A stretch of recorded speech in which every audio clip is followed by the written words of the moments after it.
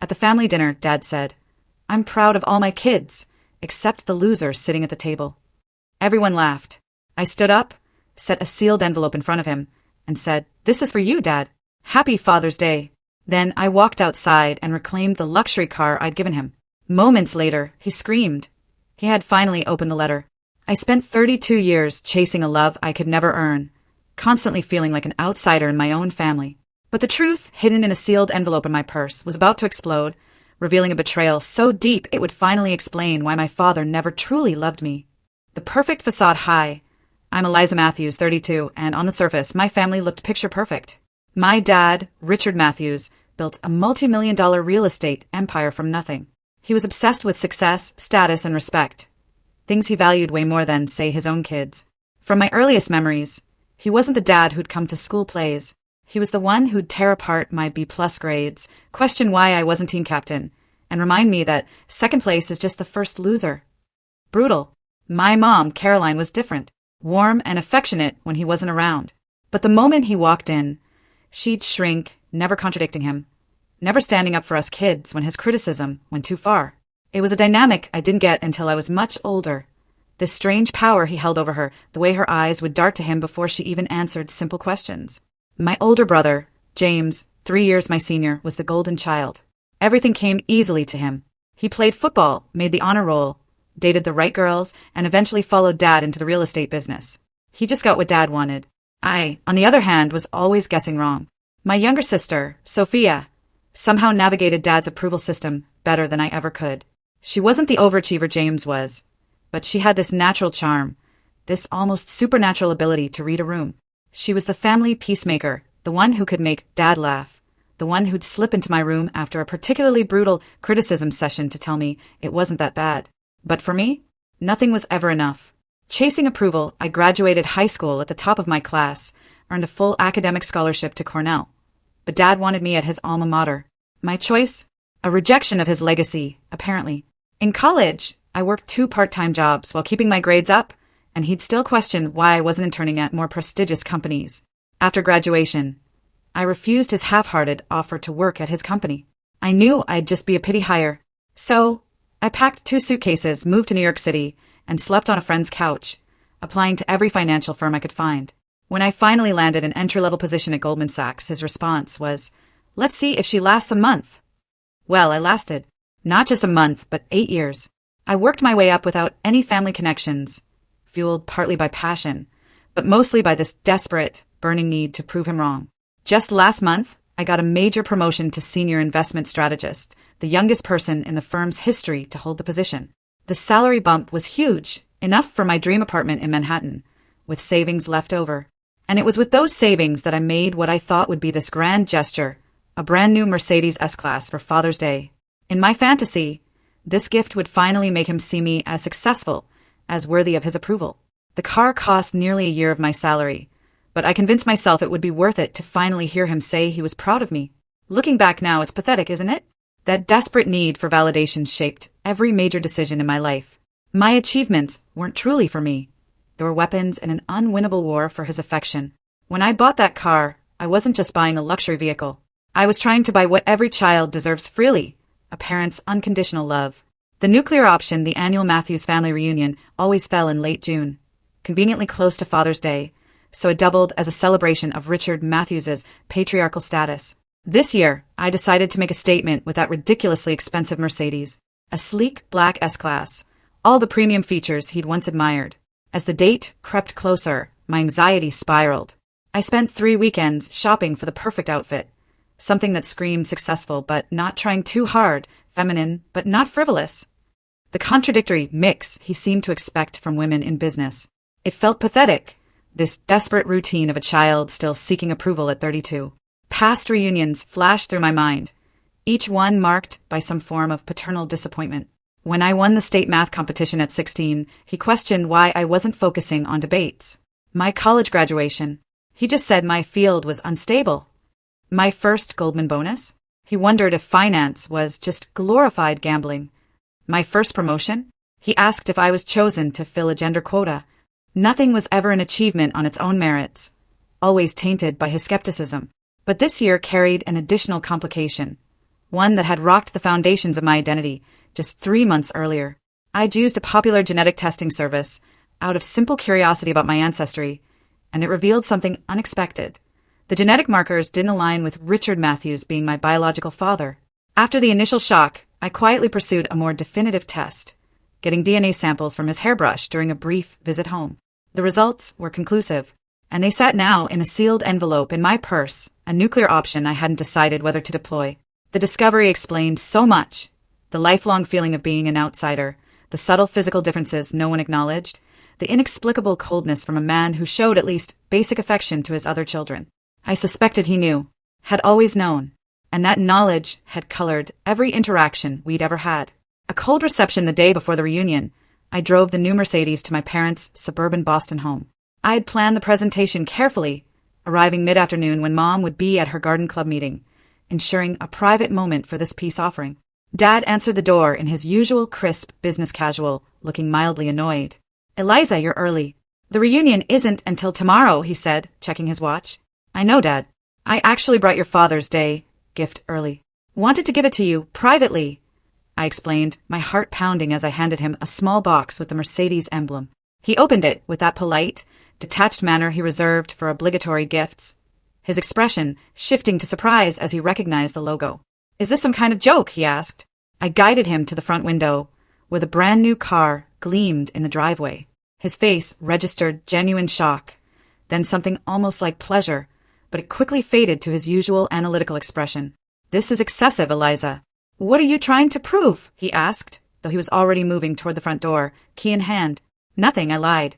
"I got a big promotion, and I wanted to do something special for you." He circled the car twice, examining it like a property investment, noting features, asking pointed questions about financing and insurance that felt more like an interrogation than gratitude. After a brief test drive, where he commented on the steering being a bit loose despite the car's renowned handling, he parked it in the garage rather than leaving it in the driveway where guests might see it. His thanks were perfunctory, followed immediately by comment that I must be doing well to waste money like this, effectively cutting the legs out from under my grand gesture. That evening, I called my best friend, Taylor, from my hotel room, fighting back tears. "You know what? Forget him," Taylor said with the righteous anger of a friend who'd heard too many similar stories. "Take the car back. He doesn't deserve it." I dismissed the suggestion, still clinging to hope that tomorrow would be different, that in front of others he might show appreciation, might finally see me. "Just promise me you won't show him that test," Taylor warned before hanging up. "Not unless you're prepared for nuclear fallout." I promised, but the envelope remained in my purse, a secret weapon I both feared and couldn't quite relinquish. The reunion, a familiar dance Sunday afternoon, arrived with perfect June weather, as if the environment itself was conspiring to create the illusion of the perfect family gathering. I took the long route to my parents' estate, using the drive to rehearse confident responses to the inevitable questions about my personal life, my career trajectory, my lack of a husband or children.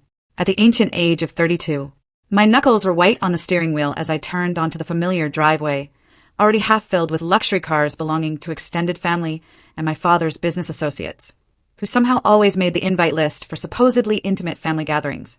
I spotted the Mercedes I'd gifted him, prominently displayed near the front entrance, rather than in its garage spot from yesterday, strategically positioned where arriving guests couldn't miss it. Taking a deep breath, I smoothed my dress, checked my makeup one final time, and strode toward the imposing front door with a practiced confidence I developed in boardrooms filled with men who underestimated me. Mom answered, her face lighting up with genuine warmth as she embraced me, whispering, "You look beautiful, darling," before adding her standard, "Your father's in the back garden with the Peterson group," as if issuing a weather warning. The grand foyer was already crowded with relatives, the usual mix of actual family, and my father's carefully curated collection of connections who were treated as honorary members of the Matthews clan. Aunt Linda, Mom's sister, approached immediately with air kisses and rapid-fire questions about my love life. Uncle George offered a hearty handshake and a booming, "There's our Wall Street wizard," which I knew would irritate my father if within earshot. Cousins, second cousins, and family friends swirled around in predictable patterns. The same conversations repeated annually with minor updates, everyone performing their assigned roles in the Matthews family theater. My father's entrance was exactly as choreographed as I expected, walking in from the garden with 3 business associates, all laughing at something surely only moderately amusing, but treated as hilarious due to the speaker's net worth. His eyes swept the room, acknowledging various guests with nods and brief greetings, until landing on me. The flicker of recognition was followed by the briefest tightening of his lips before he nodded, exactly as he had to distant relatives, and walked toward Mom to murmur something in her ear. No particular greeting for me, his middle child. The daughter who had just gifted him an automobile worth more than most people's annual salaries. I pretended not to notice, engaged in conversation with my cousin Rachel about her medical residency, but the familiar sting of dismissal burned all the same. Mom materialized at my side moments later, touching my arm gently. "Darling, your father mentioned you brought a new car for him. How incredibly generous," she said, her eyes communicating a mixture of gratitude and concern about the extravagance. "Please come say hello to the Stevensons. They just got back from a financial conference in Singapore and would love your insights." This was Mom's way, always running interference, creating social buffers, manufacturing reasons for interactions that should come naturally between family members. James arrived fashionably late, as was his custom, making an entrance with his perfect wife, Rebecca, and their 2 perfect children, receiving the warm paternal embrace I'd spent decades trying to earn. "Dad, the new car is insane. When did you decide to upgrade?" he asked, and I watched in disbelief as my father clapped him on the shoulder and responded, "Sometimes you need to treat yourself, son. Success has its privileges," with no mention of the gift or my contribution.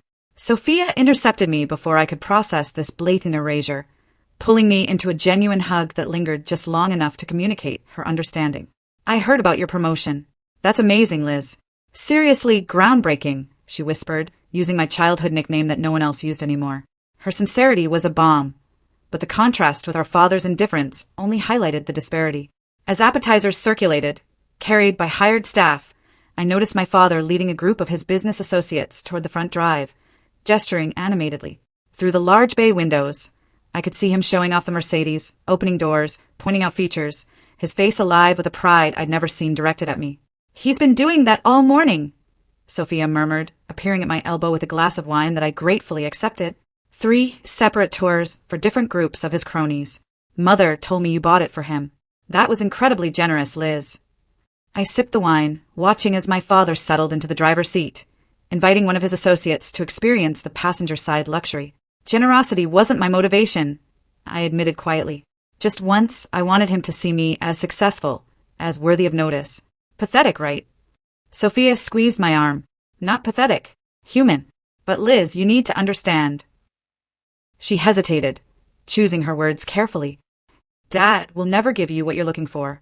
It's not because you don't deserve it, but because he isn't capable of it.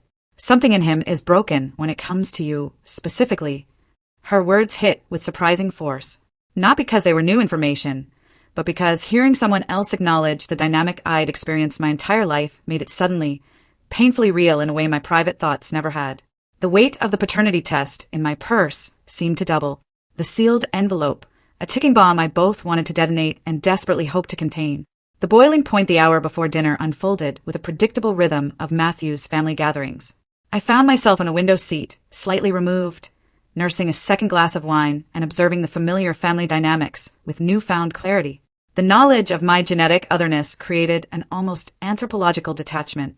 James, of course, commanded the center of attention, regaling everyone with tales of his latest real estate acquisition. The initial investment looked risky to my partners, but I saw the potential everyone else missed, he explained, with Dad nodding approvingly. "That's the Matthews instinct," Father interjected proudly. "Seeing opportunity where others see failure. It's in the blood." The irony of his statement wasn't lost on me. The phantom weight of the envelope in my purse grew heavier with each blood-related claim. The conversation shifted, inevitably in my direction. "Eliza, Richard tells me you've moved up at your firm," my Uncle Robert remarked, genuine interest in his voice. "Senior investment strategist, isn't it? Impressive for someone your age." Before I could respond, Father cleared his throat. "It's a good stepping-stone position. The financial sector is volatile, though, always has been. Not like having something tangible, like property." He turned toward James. "Real assets withstand market fluctuations. They persist through generations." The familiar dismissal stung, despite my anticipation of it. The calculated pivot back to James and real estate. The implied inferiority of my chosen career path. "Actually," I began, summoning the professional voice I used in difficult client meetings. "My division generated 38% returns last quarter, outperforming the market by 22 points during significant volatility. Our risk assessment model, which I developed, has been adopted company-wide. A moment of impressed silence followed before father responded with a dismissive wave. Numbers on paper. When the next recession hits, we'll see how that holds up. He turned to his business associate, Henry. Speaking of property values, what do you think of the zoning changes in the Cambridge corridor?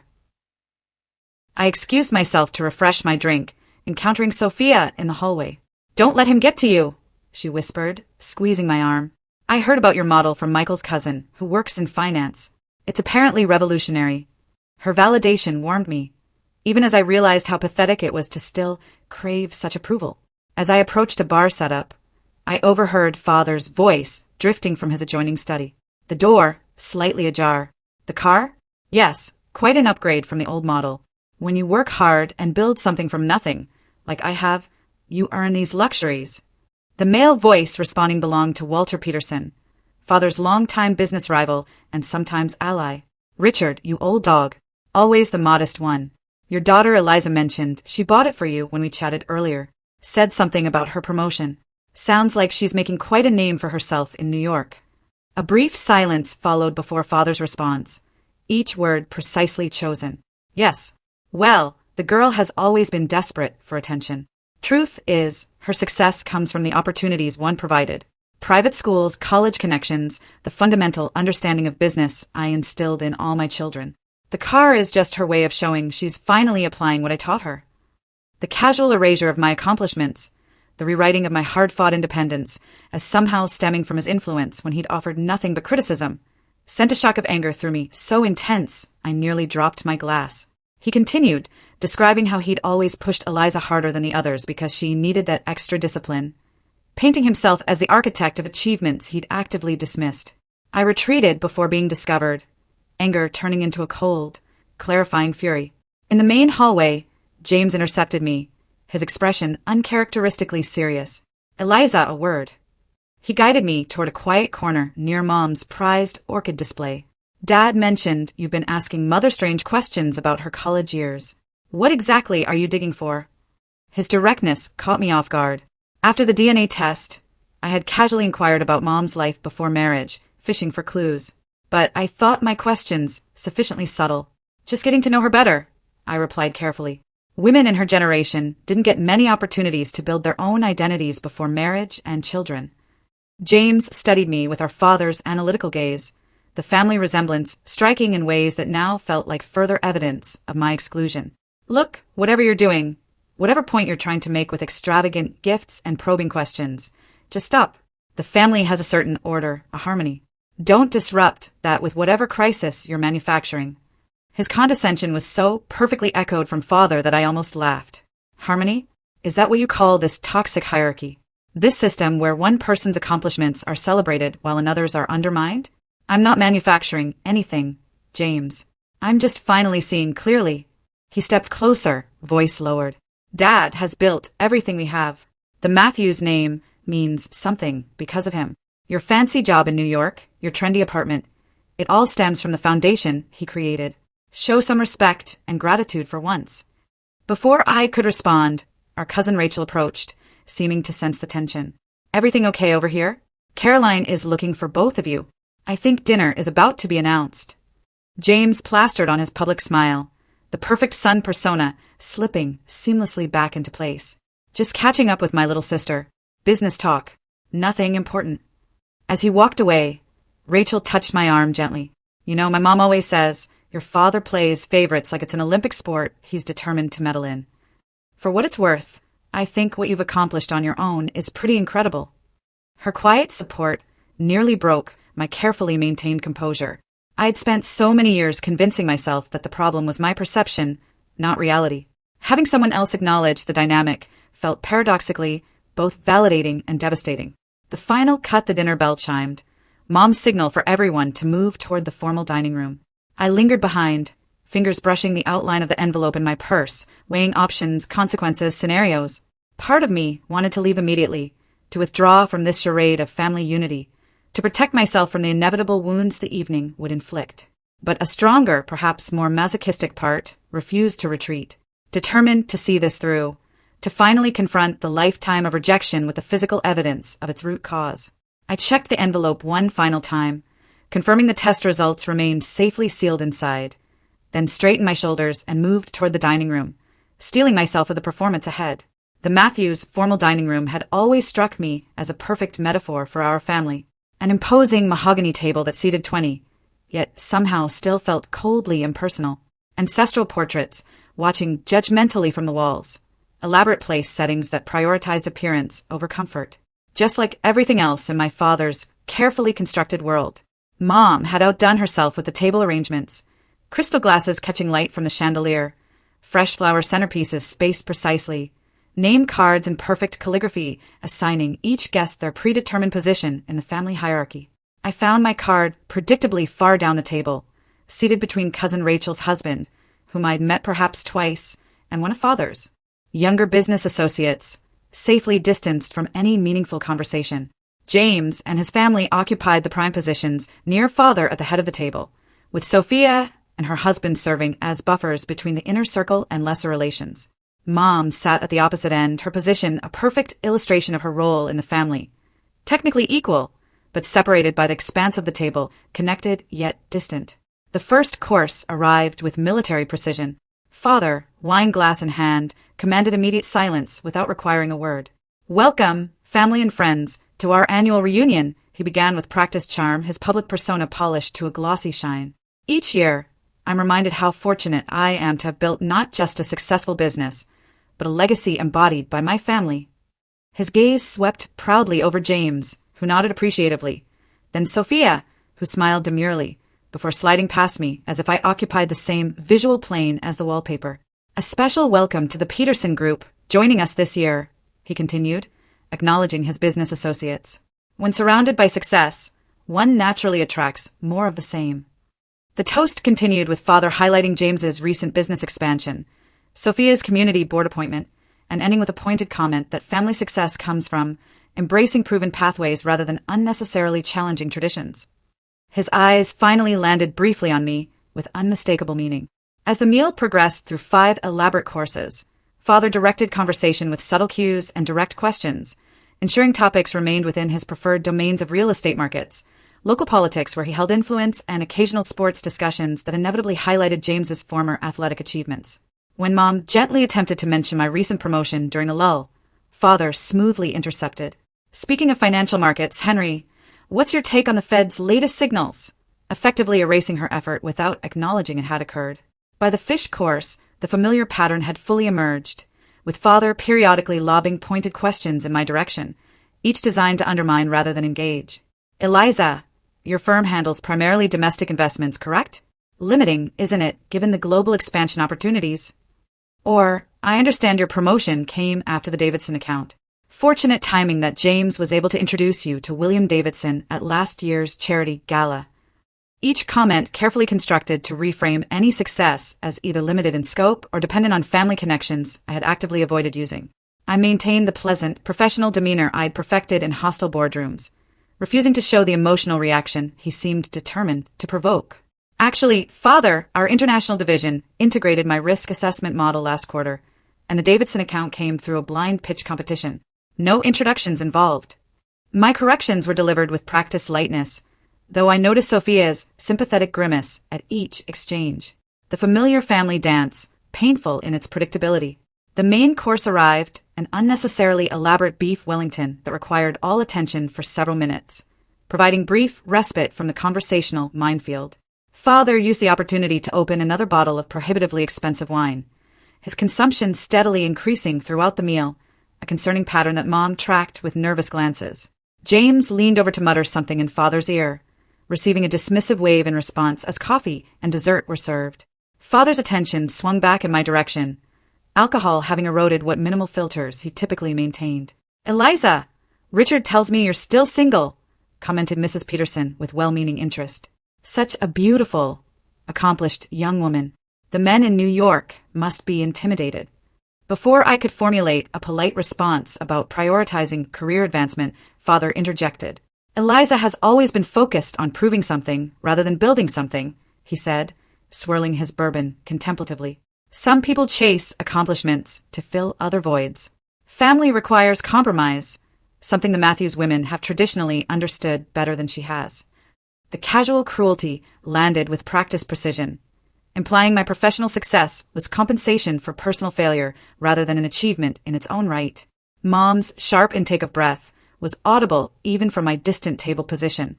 "Richard," she began with uncharacteristic firmness, but he continued as if she hadn't spoken. Perhaps if Eliza had shown more interest in suitable matches I introduced over the years, rather than dismissing them as boring or conventional, she wouldn't be facing her 30s alone. Each word was carefully selected for maximum impact. The public dissection of my personal choices, presented as paternal concern rather than the hostile critique it truly was. The familiar pressure built behind my eyes, the childhood urge to flee from the table, fighting against adult determination to maintain dignity. I took a measured sip of water, noting with detached interest that my hand remained steady despite the emotional turbulence beneath. "I appreciate your concern for my personal fulfillment, Father," I responded evenly, drawing on every negotiation technique I'd ever learned. "But as you've often emphasized, Matthews focus on results, and my results speak for themselves." A tense silence fell over the table. Relatives who had witnessed similar exchanges over the years studiously examining their dessert plates, while Father's business associates shifted uncomfortably, suddenly very interested in the architectural details of the ceiling. The pressure in my chest expanded with each heartbeat, the culmination of a lifetime of these moments. These public humiliations, thinly disguised as family concern. These careful erasures of my personhood and achievements. The envelope in my purse seemed to pulse with potential energy, a nuclear option I had promised myself and Taylor I wouldn't deploy. As wait staff cleared dessert plates, I realized with perfect clarity that the current path was unsustainable, that continuing to seek approval from a man genetically programmed to withhold it was a form of self-destruction I could no longer afford. As coffee cups were being refilled and brandy offered to conclude the elaborate meal, Father pushed his chair back slightly, a signal universally understood by the gathered family as preparation for one of his impromptu speeches, a tradition that had evolved over years of Matthew's gatherings. The anticipatory silence fell immediately, conversations halting mid-sentence, silverware carefully placed down, all attention reflexively turning toward the patriarch. Father stood, brandy snifter in hand, his expression taking on the benevolent authority he reserved for these moments of public performance.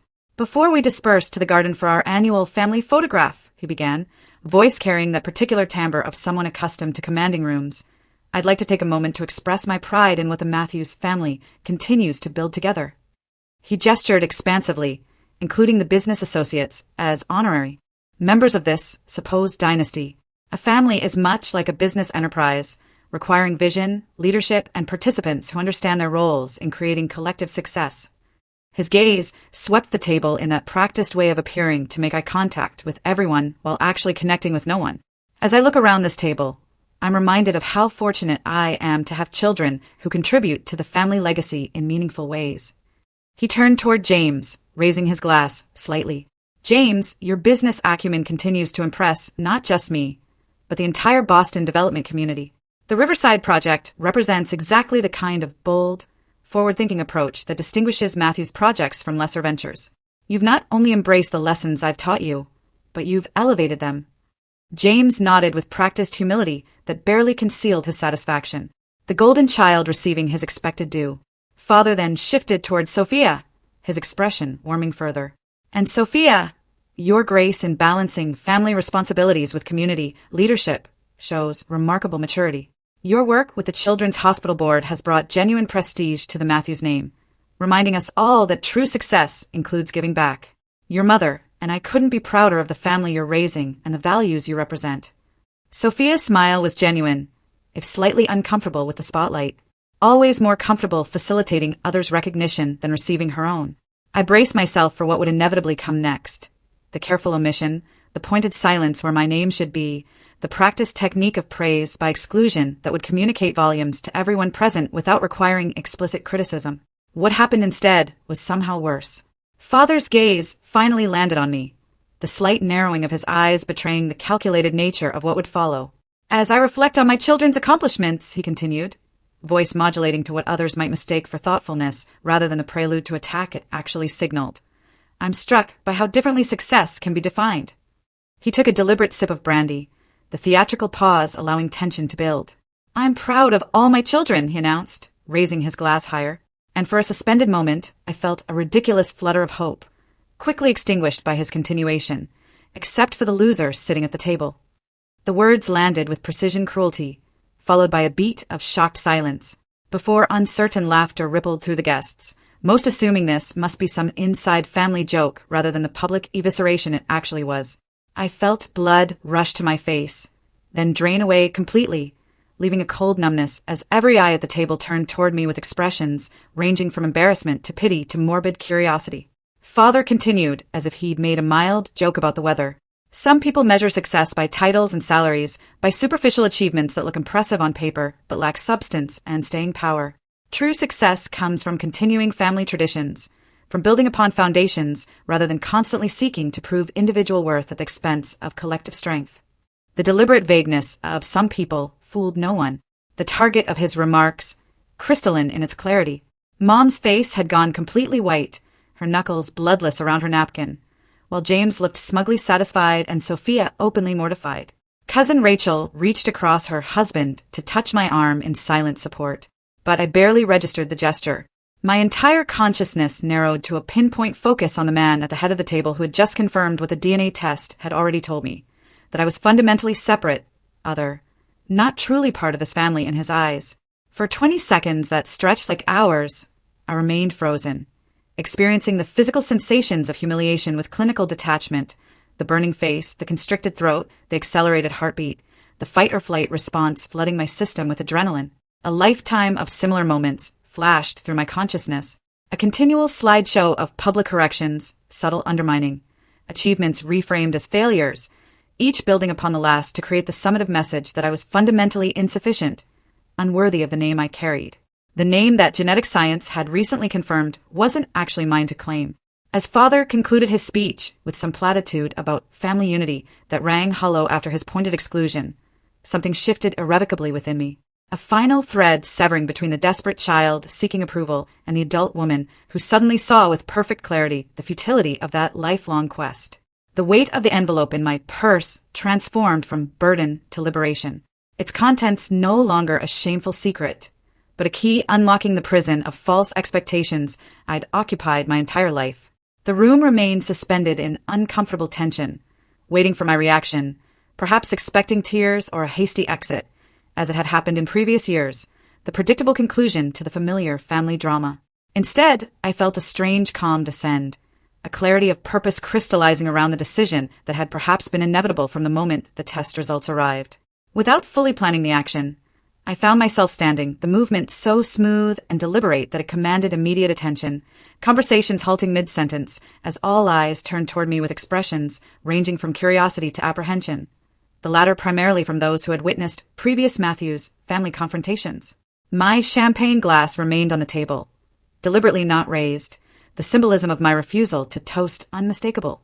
I smoothed my dress with steady hands, surprising myself with the absolute calm that had replaced the earlier turmoil, as if I'd passed through a storm into its peaceful eye. "Thank you, Father, for that illuminating speech," I began, my voice carrying clearly without effort. The professional tone I'd perfected in boardrooms, serving me well in this unexpected moment. I spent 32 years trying to earn approval that was never going to be granted, measuring myself against standards that mysteriously shifted whenever I approached meeting them. Today, I finally understand why. The room had gone completely still, the kind of weighted silence that precedes significant moments. Mom's face a mask of alarm, while Father's expression darkened with the recognition that this script wasn't following his expected pattern. For those keeping score, I continued with deliberate lightness that belied the magnitude of what was coming. I graduated top of my class from Cornell, built a career without family connections, and recently became the youngest senior investment strategist in my firm's history. By most objective measures, hardly the definition of a loser. I allowed my gaze to sweep the table, establishing brief eye contact with several relatives who nodded slightly in acknowledgement, before returning my attention to Father. But success in Richard Matthews's world has never been about objective achievement, has it? It's about conformity to his specific vision, about reflecting glory back upon him rather than creating one's own light. I reached for my purse with deliberate calm, aware that every movement was being closely observed, the unusual spectacle of the compliant middle child finally breaking rank too compelling to ignore. I bought you a car worth more than most people make in a year, I said directly to father, whose face had settled into the cold mask he wore when business negotiations weren't proceeding to his advantage. Not because you needed it or even particularly deserved it, but because I still harbored the childish hope that a grand enough gesture might finally bridge whatever mysterious gap has existed between us my entire life. From my purse, I withdrew the envelope containing the paternity test results, the paper now seeming almost mundane considering the weight of information it contained. For 3 decades, I've blamed myself for your inability to show me the same affection you showed James and Sophia. I've twisted myself into countless shapes, trying to become whatever would finally earn your approval, never understanding that the problem wasn't in my actions, but in my DNA. A collective intake of breath circled the table as the implication of my words registered. Mom's face draining of remaining color, while James straightened with sudden alertness. I placed the envelope precisely in the center of the table, my movements measured and deliberate. For you, Dad. Happy Father's Day, I said with quiet finality, infusing the paternal title with all the irony the moment deserved. Without waiting for a response, I turned and walked from the dining room, back straight, pace unhurried, preserving the dignity that had been systematically stripped from me throughout the evening. Reclaiming my life, the shocked silence held until I reached the foyer, followed by the immediate eruption of multiple conversations, questions overlapping into unintelligible noise. I continued outside without hesitation. The evening air cooled against my flushed skin, the path to the driveway illuminated by decorative lanterns that created pools of light in the gathering dusk.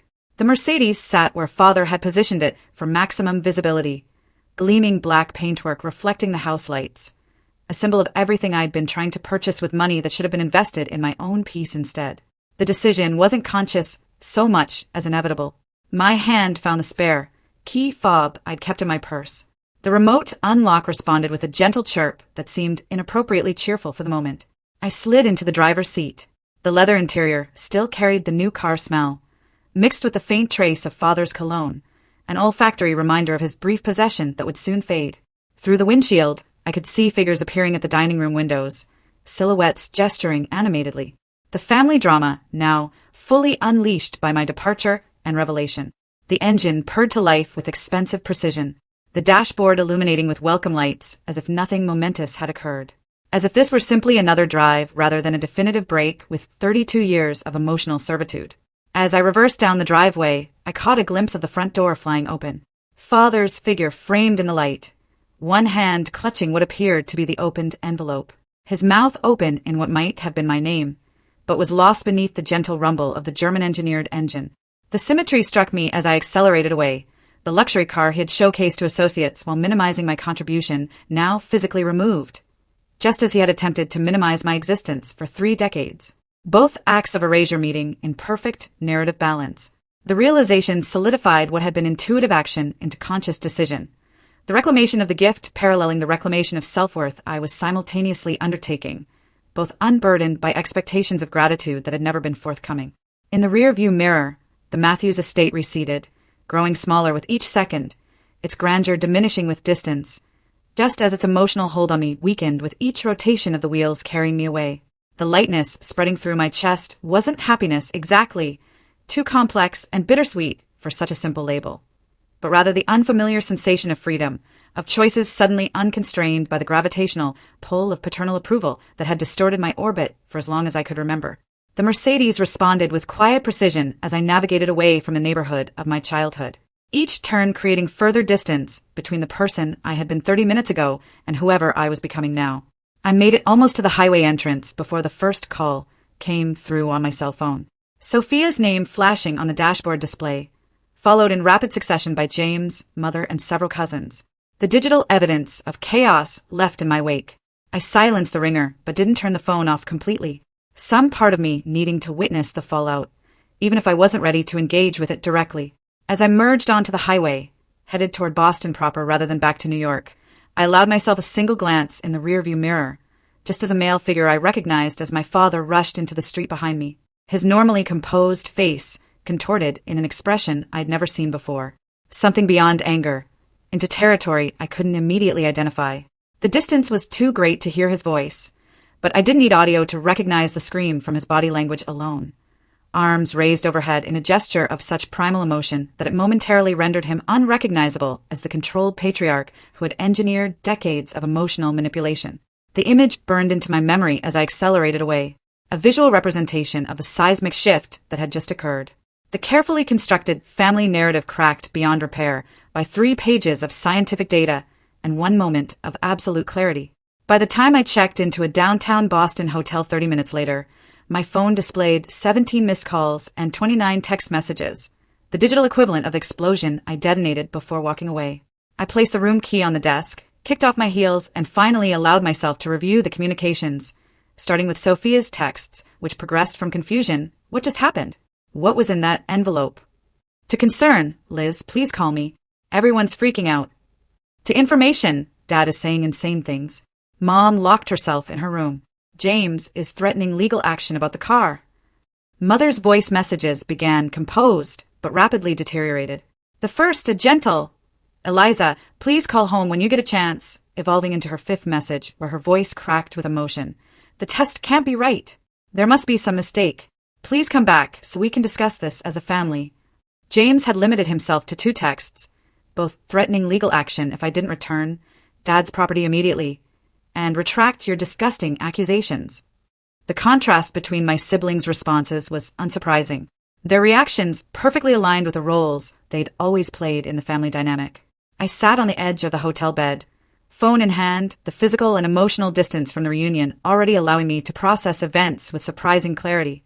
The paternity test had confirmed what some deep, intuitive part of me had perhaps always known, that Richard Matthews wasn't my biological father, that the emotional distance he'd maintained throughout my life stemmed from knowledge he'd carried but never acknowledged.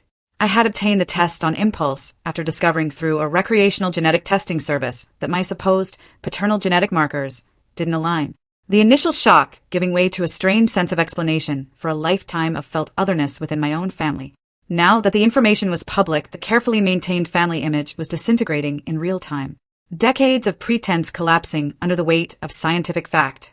The most revealing response came nearly 2 hours later, after I had showered and changed into clothes from the overnight bag I'd packed in case the reunion became unbearable, a preparation that now seemed prescient. My phone rang with Sophia's number, and something in me needed to hear at least one family member's voice, to confirm that the earthquake I triggered had actually occurred in the external world and not just within my own consciousness. Liz. Sophia's voice was hushed, suggesting she was calling from somewhere private within the house, still filled with extended family. Are you okay? Where are you? The genuine concern in her tone nearly undid my hard-won composure. I'm safe, I answered noncommittally. What's happening there? She exhaled heavily. Chaos. Complete meltdown. After you left, Dad opened the envelope at the table in front of everyone, read it for like 30 seconds, then started shouting for Mom. She took one look at it and went completely white. They disappeared into his study for maybe 10 minutes, while everyone just sat there in shocked silence. And then Dad came storming out looking for you. Saw the car was gone and just lost it completely. I've never seen him like that, Liz. Never. The clinical description of events helped me maintain emotional distance, treating the situation almost like a business case study rather than my actual life imploding. And Mother? I asked, dreading but needing to know. She's locked herself in their bedroom. Won't talk to anyone, not even James. The guests all left pretty quickly after that, as you can imagine. Dad's been making phone calls in his study for the last hour, and James is talking about some kind of injunction about the car, which honestly seems like the least important issue right now. She paused, lowering her voice further. Liz, is it true? The test results? Are they real? The question carried no judgment, only genuine desire to understand, so characteristic of Sophia's mediating nature. Yes, I confirmed simply.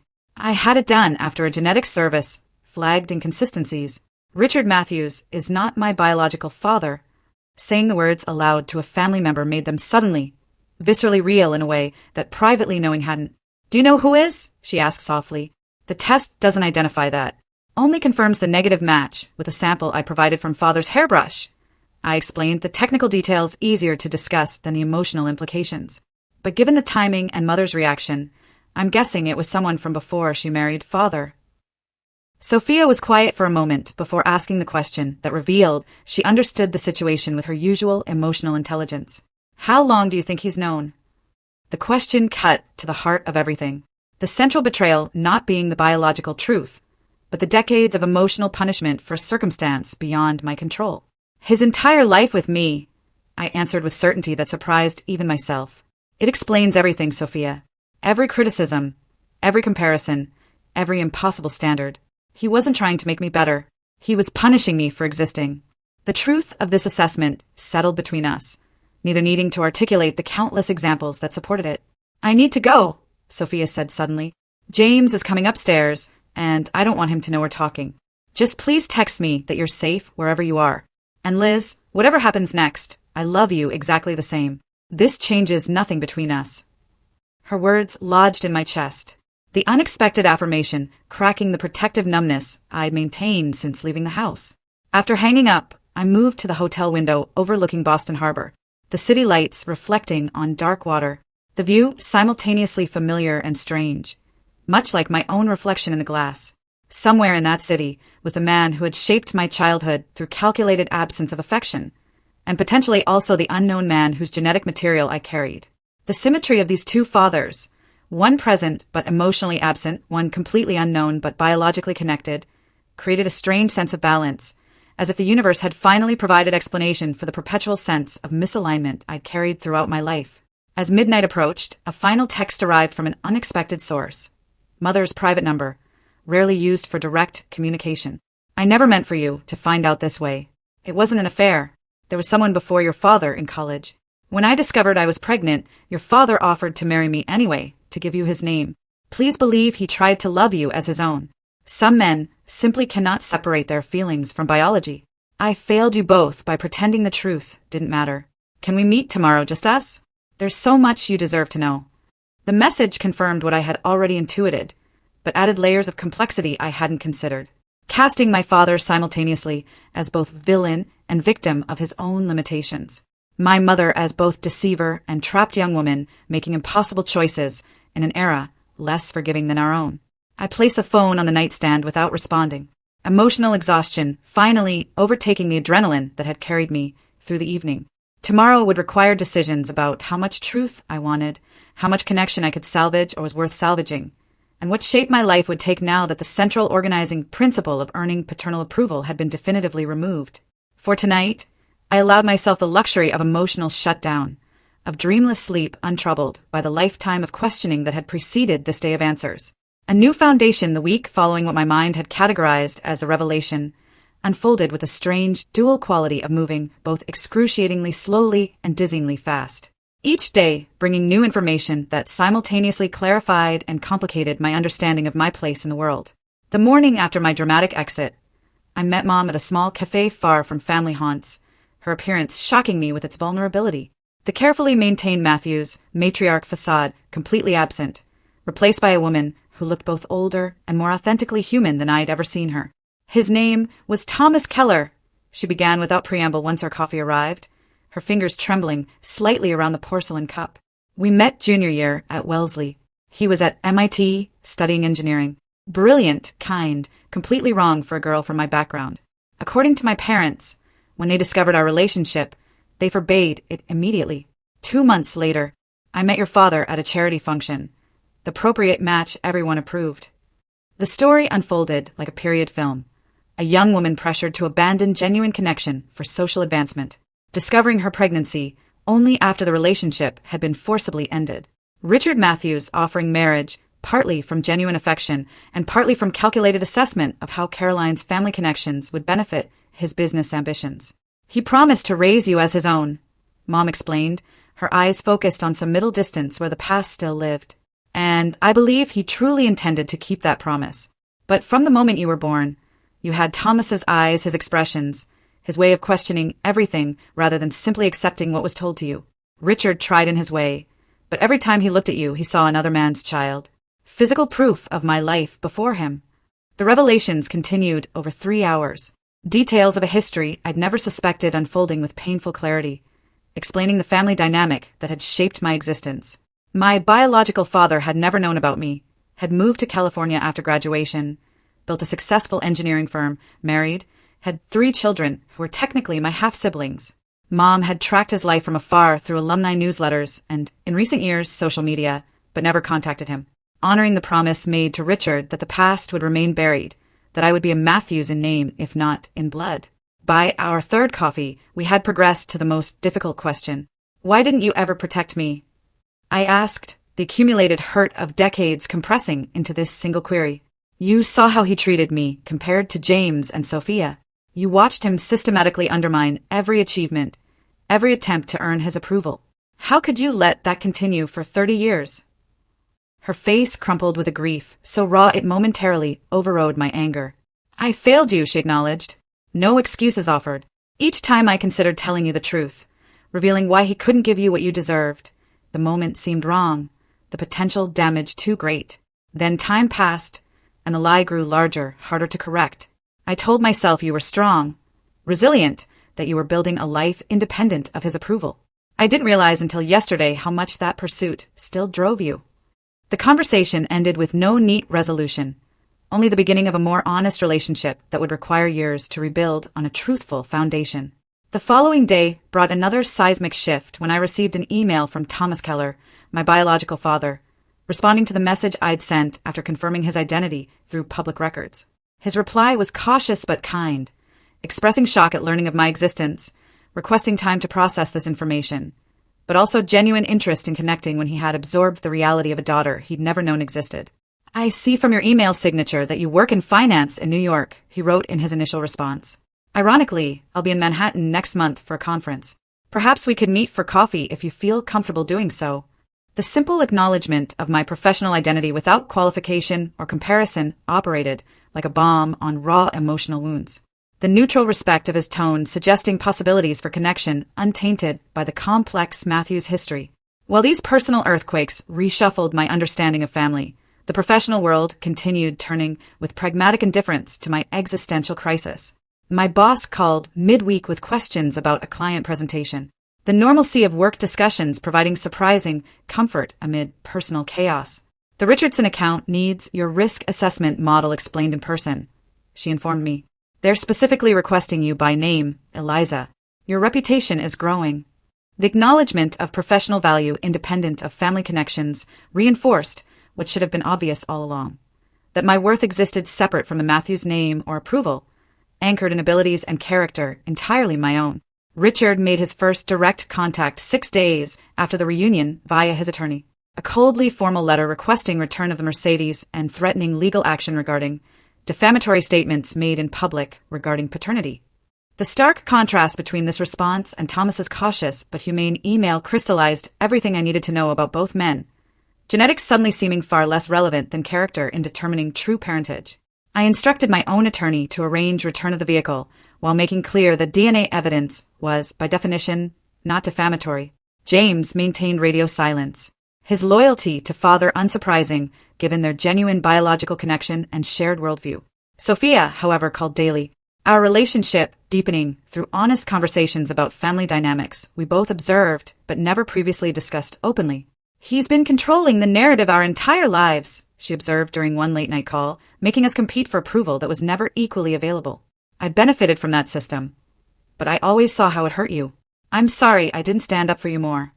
Her acknowledgement helped heal wounds I hadn't realized still festered. The validation of my experience from someone who had witnessed it firsthand, oddly more powerful than any test result could be.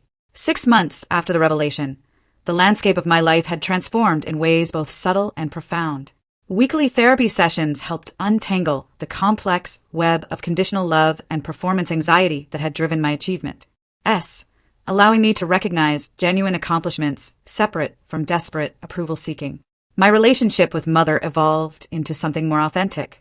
Her careful performance of perfection abandoned in favor of honest, sometimes painful conversations about choices, consequences, and the complex love that had always existed beneath the Matthews family theater. I met Thomas Keller for the first time at a quiet restaurant near Central Park. The strange experience of seeing my own expressions and mannerisms mirrored in a man I'd never met, both unsettling and oddly comforting. You have my mother's analytical mind, he observed over dessert, hours into a conversation that flowed with surprising ease. But that spark when you talk about market patterns? That's apparently from my side. Our relationship developed cautiously, both respectful of its unusual beginning, neither expecting immediate father-daughter closeness, but building connection through shared intellectual interests and discovery of genetic commonalities that explained lifelong traits I'd never seen reflected in the Matthews family. The final piece of this transformed life mosaic fell into place at Thanksgiving. I accepted Sophia's invitation to dinner at her home rather than the traditional gathering at our parents' estate. Richard had declined to attend when informed of my presence, his continued rejection now producing more pity than pain. His limitations increasingly apparent as my own healing progressed. "He can't change," Sophia explained as we prepared dessert together, her children playing in the next room with her husband. "Not won't, genuinely can't. His entire identity is built around certainties that your existence challenges." The observation carried no judgment, simply recognition of the immovable reality we'd both accepted. After dinner, Mom called, her voice stronger than I remembered from childhood. The performative perfection replaced by authentic engagement. "I'm proud of you, Eliza," she said simply. "Not for your job or your address or anything you've achieved, though those things are remarkable. I'm proud of who you are, your resilience, your capacity to build truth from deception. I should have said that every day of your life." The words I'd sought from Richard for 3 decades, freely given by the parent who had always loved me despite her flaws, landed with healing force precisely because they came without conditions or qualifications. As I ended the call, I realized the most profound truth of this 6-month journey, that family transcended genetics and legal definitions, comprising instead those who saw you clearly and loved you anyway, who honored your authentic self rather than demanding performance of assigned roles. The luxury car I'd purchased as a desperate offering to a father figure who could never truly accept me had been reclaimed and subsequently sold. The funds invested in my future rather than squandered on illusory approval. More importantly, I had reclaimed the emotional energy previously exhausted on an unwinnable quest for validation, redirecting it toward relationships that nourished rather than depleted, toward work undertaken for passion rather than proof of worth, toward building a life measured by internal fulfillment rather than external recognition. The journey from that fateful family dinner to this new equilibrium hadn't been linear or simple, each day bringing fresh challenges and occasional setbacks. But the trajectory remained consistently toward healing rather than further damage. Perhaps the most meaningful measure of growth came not from grand revelations, but from quiet Tuesday mornings when I awoke without immediately assessing my worthiness, when accomplishments were celebrated for their intrinsic value rather than their potential to finally earn paternal approval, when life was lived from an authentic foundation rather than performative desperation. As this Thanksgiving evening ended, I realized that while the mystery of my paternity had been solved, the more significant discovery was that its importance had diminished with each step towards self-acceptance. The question of whose blood I carried mattered far less than whose values I chose to embody, whose love I accepted as genuine, whose truth I claimed as my own.